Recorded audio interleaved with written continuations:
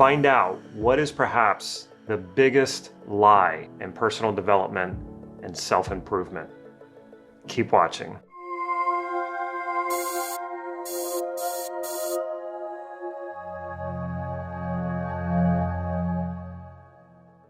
This is Life Mastery Gym. I'm Damon, and I teach people just like you cutting-edge NLP processes and techniques so that you can master your life and take charge of your destiny. So if that sounds good, make sure you click that subscribe button right down here so you can get these videos on a regular basis. Not only have I spent many years studying, training and practicing and coaching, teaching NLP, I also have a background in non-duality. What is non-duality?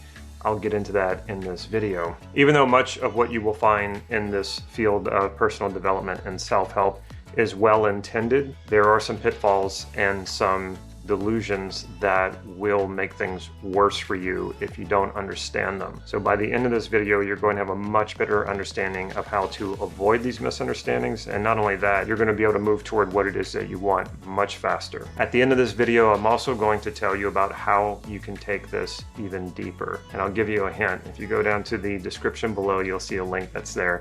If you're a little impatient, go ahead and click that link and you'll see what it is that I'm talking about. I'm going to warn you, you may hear some things in this video that you completely disagree with, and from time to time, when I say these things to people who are heavily invested in personal development and self-help, they actually can get offended, and so I assure you that that is not my intent. However, my intent is to wake you up to these misunderstandings, these illusions, because these were pitfalls that I had fallen into, and I really want to help you move past them, move beyond them, not fall into the same problems. So if during this video you're feeling a bit offended, I would say check into that. Maybe it's not so much about what I'm saying, or maybe not so much about me. Take that back and ask yourself, well, what's going on with me that I'm projecting this feeling of offense at me or at this video? So it's really good to have an exploration of that for yourself. Like I said, I'm not trying to offend anybody, but sometimes I will say things that may be a little shocking or maybe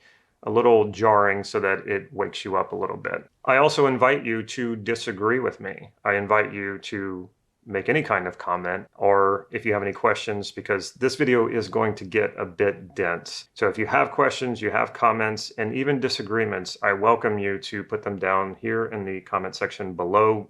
I will respond to you. Let's start off by unpacking this idea of having a relationship with yourself. We hear things like, I should trust myself more. I should love myself more. I should believe in myself. These are very common things that we hear in self-help and personal development, and we even hear them in NLP training. So I'm not here to say that NLP's got it right and everything else has got it wrong. I find most people who study NLP, practice NLP, still get this wrong. This idea that you have a relationship with yourself, what does that actually imply? That implies that you are two parts rather than one whole, and that one part of you is relating to the other, and that somehow you might be splitting this into a conscious part into an unconscious part, and the conscious part is the you who's really got it right, and the unconscious part of you is the part that has all the bad stuff, the stuff where, it's the unconscious part that's trying to sabotage you, that resists change, that is not feeling confident, that causes you to doubt. And so I want you to really retire that understanding for good, because it's not helping you. You are not two different parts. You are one whole human being. And yes, we refer to the conscious mind and we will refer to the unconscious mind. These are not two separate parts of you. They work together. They are one thing. They are one you, and there is no one trying to hurt the other, stop the other, sabotage the other, or resist improvements in your life. That's just not true. And there's certainly not one part of you that doesn't love the other part enough or doesn't trust that other part enough. Hearing that, you might be a little offended by that because you might have invested a lot of time and energy in these concepts and in these ideas. And I totally get it, because there's another one that I talk about where there's no such thing as fear of success. And I get people commenting on those videos and really getting upset with me because they're so heavily invested in that idea.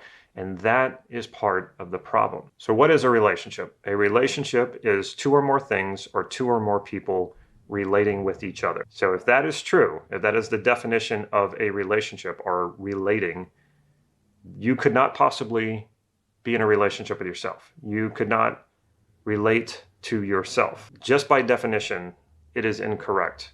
At the same time, we use words to refer to ourselves as two different parts that are relating to each other. So this is a verbal construct. This is a linguistic construct. And here comes the problem with language, is that language is not necessarily tied to objective reality. And so, in fact, it's not necessarily, it's not tied to objective reality, because we're using language as a way to map objective reality as best that we can. It's only a map, though. It's not the territory. So it's okay, I think, to use metaphor and analogy. You know, we say things that aren't literal. We use metaphors all the time. And it's quite possible that when these phrases first started coming out, even in personal development, like I have to love myself, I need to trust myself, I doubt myself, I need more confidence, all these ideas where it implies a division of, you know, you being divided into two parts or more parts relating with one another. This idea may have started out as a metaphor or an analogy, but somehow along the way, people started putting more and more belief into it, to the point where people actually believe this. And I'm sure you may even believe this. I know I believed it. And it's just kind of become this sort of accepted idea that this is how it works, but it's not. And I think what happened is we forgot about that. We forgot that, no, this is just an idea. This was just a concept. This isn't reality. You are not in a relationship with yourself, because you are not two parts relating to one another. And even if you were, how would that even work? Like, is there a good part of you and a bad part of you? Is there a sensitive part of you and a cold, callous part of you? So which part is right, and which part without the other part can be right? That wouldn't make any sense. Like, how could one part be right and the other part be wrong if there are only two parts of one whole? How can you be self and other at the same time? Both parts are self. So the more you try to explore this, the more it falls apart, the more it just completely collapses. Now you might be thinking, okay, Damon, I get it. You're right. This is a linguistic construct. Maybe I have been putting too much stock and faith and belief into this idea, but how is it even hurting me, and what do I do different? For now, I'm gonna get there. But for now, just understand that when you divide yourself this way, you are feeding into a dualistic idea. And in that dualistic idea, there will be suffering. Anytime there is division, especially within yourself, there's going to be suffering. So trust me on that one. And even if you don't quite believe it and you're still skeptical, that's fine. Healthy skepticism is useful. You know, you should question this, because in questioning it, you're going to see how this thing falls apart. And then if you are passing all of your knowledge and understanding about yourself through this division, you will see very quickly, you will feel, I should say, very quickly, how this creates suffering. Before I get into what you can do about this and how to pull the plug on this belief, because it's probably harder than you think, especially if you've invested a lot of time and a lot of thought into creating this belief. Once it's solidified like that, it can be very difficult to just say, okay, I'm going to throw it out. It probably won't happen that easily for you. So I will go into about how to go about doing that. Before that, though, I think if I tell you a little bit about my story, you'll understand how I came to this understanding, and possibly it can help you. So before I got into NLP training, I started coming across a lot of Eastern thinking that I found very attractive, because it was so different than what I had been brought up to believe in. I was brought up in a lot of Western thought and a lot of Judeo-Christian religion, and it just wasn't getting me there. It wasn't giving me the peace that I was looking for, the freedom or the fulfillment. So I started looking elsewhere, and I came across a lot of Eastern thought, which eventually led me to non-duality. So what is non-duality? Well, it would take me several videos to explain all that non-duality is, but let me put it like this. You've heard in, say, Zen Buddhism and Hinduism or a lot of Eastern thought, this idea that we're all one and there's no separation. Well, if you boiled down all of these Eastern religions to their core, you would find what we call non-duality. Non-duality is basically saying that we are not separate from anything else. More importantly, we are not separated from within ourselves, but we live life typically through this filter, this very limiting belief that I am self and other. And you experience this when you're very self-conscious, this idea that I'm sort of standing outside of myself and judging myself. And this is where we start to get this idea of having a relationship with ourselves, because we perceive this as there's one part of us judging ourselves while the other part is sort of performing in hopes that it's doing everything right and that we succeed and that everybody likes us. And so this is a very clear way of looking at what duality is. So what would non-duality be? Non-duality is when you start to understand that that division does not exist, that you are one whole human being. You are a being, not this conceptual division, these concepts dividing you into several different parts, even though most of us perceive reality that way. And not only that, we're not separate from everything that we sense within our five senses, which is the reality around us. Even though we feel like we're a person who's living in the world, no, we are one whole. Now, you might say, well, that's not true even in objective reality. There's that object over there and there's me. What non-duality would come from the perspective of, sure, that may be true, but you will never know that, because you could never know that object outside of your ability to sense that object. For that object is now a part of your neurology because you can perceive it. So in that, it is not separate. Your neurology, your perceptions are not separate. What you perceive and who you are, there is no separation between those two. But we apply a border, a limit, and we say that. We say there's me and then there's other. And then, of course, like I mentioned, we divide ourselves into myself and other, the other that's watching or judging me. What's really beautiful about this is that it eliminates the inner conflict, which most of us suffer from, and that is usually the source of all suffering. At a certain point in my life, I was so unfulfilled, so unhappy, and feeling so restricted, like I had no freedom, that I really dove deep into non-duality, looking for fulfillment, looking for that freedom, looking for something to end the suffering that I was convinced and was right I was imposing on myself, because I was like watching these people around me who seemed happy, and I was like, how is that possible? And if they are happy, then I know that I can be too. I know that I can be fulfilled as well. So I really went deep into non-duality. The fortunate part of it was I did understand it. I understood it on an intellectual level. I maybe understood it on other levels as well, but I couldn't seem to apply it in my life. It still felt too philosophical. It still felt too theoretical. And yet at the same time, there seemed to be something so true about it. I couldn't quite put my finger on it, but I felt like, yes, if there is a way, or if there is a direction or a vision to aspire to, it would be to do that. That total fulfillment comes from when there are no divisions within yourself and there are no perceived divisions of self and other. Eventually, I got to the point where I wasn't really getting anything out of the non-duality other than some amazing understandings that didn't really make my suffering go away, and it didn't improve my life. Jump forward a few more years, I finally do hit a full-on depression, and I need help getting out of it. I seek therapy. I come out of the therapy.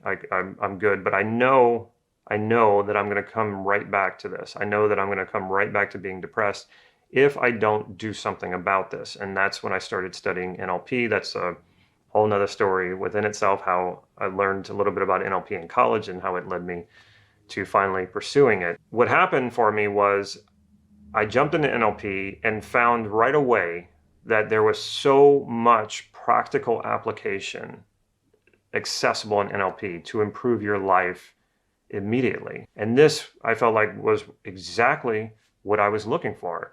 I could take these processes, apply them, and solve problems instantaneously. It was just amazing. It felt like, well, this is what I've been looking for pretty much all my life. The other interesting thing is that I excelled in NLP very quickly, and I know a lot of that had to do with my understanding of non-duality. Non-duality basically says that your concepts, your ideas, the ways that you think about life, the beliefs you have, your generalizations are all not true. They're just that. They're concepts.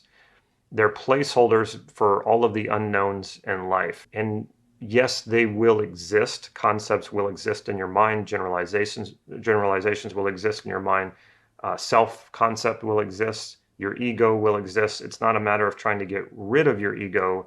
It's just realizing that that is not the truth of who you are. It's all just this sort of subjective reality. And when you can pull the plug on all of these illusions, not trying to get rid of them, just realizing that they're not real, that is actually what you're trying to achieve in non-duality. So when I stepped into the NLP world, it's all about subjectivity. It starts off with this idea that the map is not the territory. And so that's what we're functioning in. The only truth you're really going to know is this subjective reality. The cool thing about subjective reality is all you need to do is make it conscious about, how are you creating this subjective reality? You make that conscious, and then you can change your reality. It was amazing. It was a perfect sort of complement to non-duality. Now I had the practical application to change it.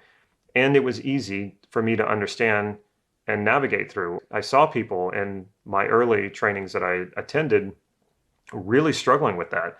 They thought their beliefs were concrete, objective facts. So for them to access the subjectivity of it and to alter it, they had to come to that understanding first that their ideas, their concepts, and their beliefs were not really true to begin with. I was able to zip past that. That was the easy part for me. That all I needed to really do is practice the skills and practice the processes and understand how the processes work. So I moved really quickly through these understandings, these NLP understandings. And I also was able to get results very quickly because I knew the truth behind this subjective reality. I'd been studying it for years in non-duality. The other thing that I started to realize as I'd done one NLP training after another, and I was starting to get really good at it, and I was starting to get noticed by my teachers, and then eventually I started teaching and coaching, was the suffering really wasn't ending. I was improving my life. My life was getting dramatically better, and I would say that I did alleviate a lot of suffering, but there still seemed to be something else going on. And not only that, it felt like in some ways, the NLP culture, the NLP trainings, what I was being taught by these teachers was actually feeding this dualistic idea of self and other. And that was really strange. On the one hand, it was sort of solving that problem. On the other hand, it was sort of creating that problem. And just recently, I saw a video of a woman who claims to be an NLP practitioner, therapist, teacher. I don't know what her credentials are, but the way she was talking about NLP, the way she was describing NLP, first of all, she missed the whole idea about NLP, but the way that she was describing it is a way in which a lot of NLP practitioners think of NLP. The way she was describing NLP was as a way of communicating to yourself. And I won't say that that's not true, but that is so limiting. That's such a small part of NLP. But the way she expanded on that idea was, again, a very dualistic way of this idea that there's this you, and then there's this other part of you, and this other part of you is going to learn NLP and improve this part that's not good. We're back into the duality again. And the way that NLP was often taught to me was that exactly that idea, that I'm going to go into my subjective reality and I'm going to rid myself of all the things that bother me, all the things that maybe made me suffer, all the mistakes that I made. Now, there's a huge fallacy in doing this, and I've done other videos where I go into more depth about that. But what happens is that very well-meaning people start to get good at NLP, and they start thinking, now that I know how to, erase things, move things in my subjective reality, I know how to make it conscious and then change it. Why don't I just get rid of all the mistakes that I've ever made? So effectively, what you create when you do that is a very weak sense of self. And actually, you create arrogance and narcissism when you do that. Now, I've done other videos on that, and I can maybe do future videos on that. but I don't want to derail this one by going into a full explanation of how that works. After years of NLP training, and I was a coach and I was a teacher, and I could help people solve problems, I could solve a lot of my own problems, I was still feeling lost. I hit this plateau. I talked to my teachers about it. I said, what do I need to do next? Where's the next level here?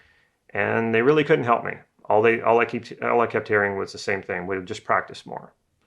It's like, okay, I'm practicing a lot and it's not getting any better. And it was around this time that Steve Andreas came into my life. Steve Andreas is a legendary NLPer, one of the great developers of NLP. He has passed away. He, in my mind, is the greatest NLPer who ever lived. His resume speaks for itself.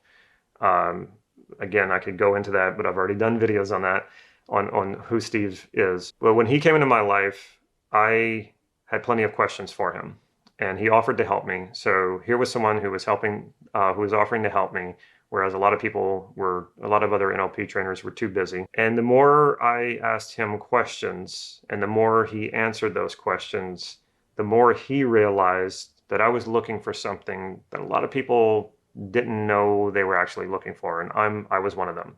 I didn't know what I was looking for, but he knew it. And he said, I wrote this book called Transforming Yourself, and there's a model that I created called the self-concept model.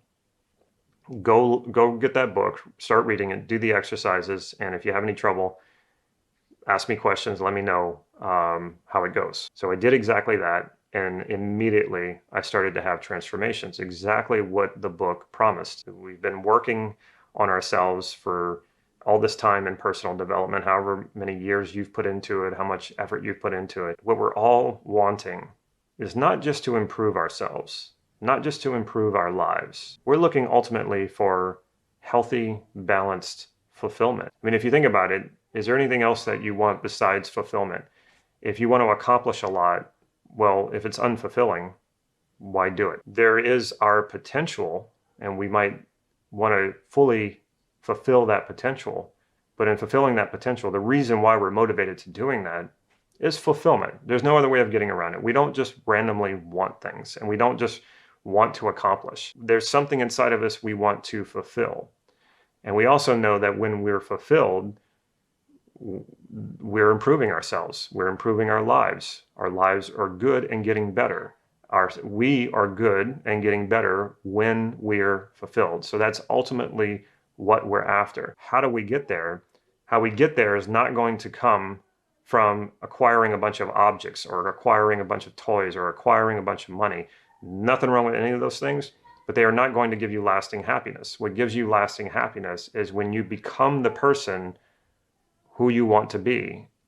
In other words, when you are fulfilled. As I started to use Steve's self-concept model a lot and started getting really good at it, I started to notice something happening. When you work on yourself this way, what you're basically doing is you're modeling how you create your sense of self, your self-concept. You can also call it an ego. Some people refer to it as a self-image, but there's a lot more going on than visual. There's other things going, there's all your other senses to help make up your sense of self. What I started to notice as I'm modeling these different parts of my sense of self, and then I'm working on them, the question arises, who's doing the work on what?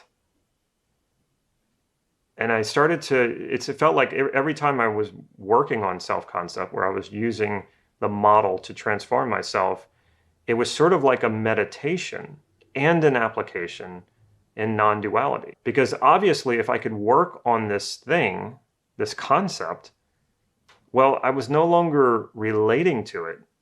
I was being. I was it as well. The true me, actually, in a sense, was the person doing the changing. And at the same time, all I was really doing to my self-concept was modifying the reflection of me. So I know that sounds really sort of conceptual and ethereal. So I want you to think about it like this. When you look in the mirror, you see a reflection of yourself. You're not relating to the reflection of you. You are just being, and the mirror is reflecting that being. So if I don't like the way my hair looks, well, I comb my hair. And that is reflected in my reflection of me. This doesn't happen because I'm relating to my reflection as a different being. This isn't happening because I'm loving myself more. This isn't happening because I'm trying to improve myself. This isn't happening because any of the dualistic things that we say about ourselves in relation to ourselves. No, I'm just doing, and I'm doing the doing, and I'm being the being, and the reflection is reflecting that. I don't have a relationship with the reflection. I don't have a relationship, period. The reflection is just there to reflect what it is that I'm doing and how it is that I'm being. So doing the self-concept work shed light on this. And I started to realize that this whole non-duality thing that I've been studying before I started learning NLP started to all come together. And in the practical application of this NLP self-concept model, I was achieving that state of non-duality, where realizing that I'm not in relationship to myself. There is no me and other. There is just me. And when I do, my self-concept reflects what I do and how I'm being. So if I don't like the reflection, then I change it. The self-concept model is also about becoming aware of that reflection. It's about having the sensitivity to that feedback of when you're out of alignment with who you want to be. So the sensitivity to that feedback is found in that reflection, in that self-concept. The self-concept is just a reflection. So when I'm being the way that I want to be, I know that because my self-concept is sensitive to that feedback. If I'm not being that way, again, my self-concept being the reflection that it is and being sensitive to feedback lets me know that, so that I can course correct and change and stay aligned with who it is I want to be.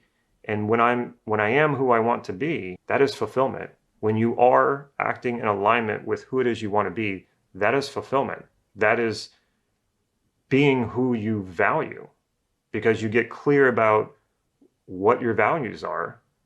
You get clear about what behavior aligns with those values. You have the self-concept there, the awareness of that self-reflection, and the sensitivity to know when you're in alignment with it and when you're not in alignment with it. And then you add on the understanding that this isn't about you and other.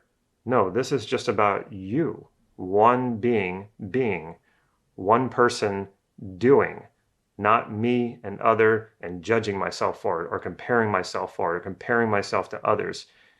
It's just a being and a doing. And if I don't like what I'm getting back, I'm alerted to that through the sensitivity of my self-concept, of my reflection.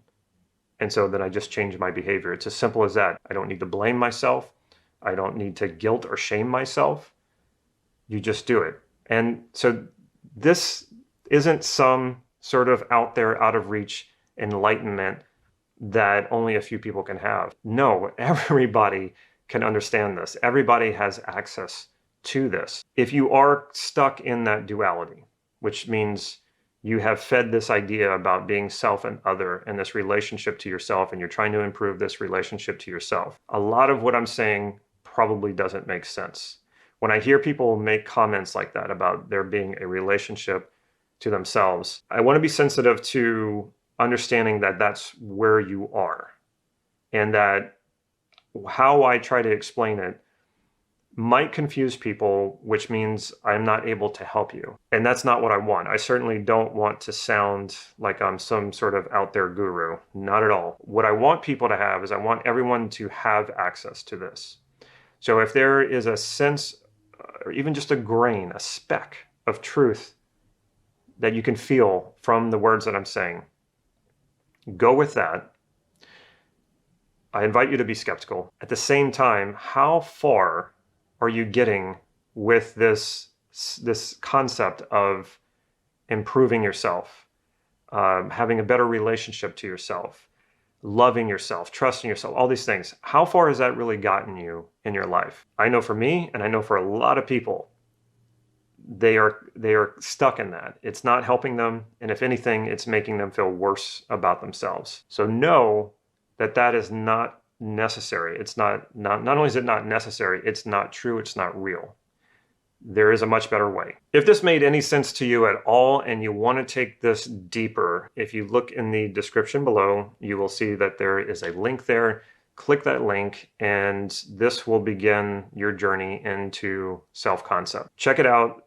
If it resonates with you, go for it. I assure you that understanding your self-concept, understanding how you're constructing it, is the beginning of being able to change it. And then the more you work on your self-concept, the more you understand how you're creating your sense of self, and the more you work on it, the more it will dissolve this delusion of self and other, of being in some sort of relationship to yourself. You will dissolve that, and the result will be a lot less suffering, and possibly even eradicating all suffering to the point that you are a being and a doing, not someone who's trying to push or pull yourself into some sort of improvement which may or may not fulfill you. Let's eliminate all of that, and let's just get you to being and doing and living a fulfilling life, because who you are is undivided, non-dual. Your understandings are non-dual, and your way of living in reality, processing and projecting reality, is through a clean lens instead of some sort of division, some sort of way of dividing and separating yourself from the rest of the world. If you like this video, make sure you give it a thumbs up. And if you haven't already, make sure you click that subscribe button and click the bell so that you can be notified when I put new videos out. Last but not least, if you can think of a family member or a friend who you think would benefit from this video, make sure you share it with them. Take care.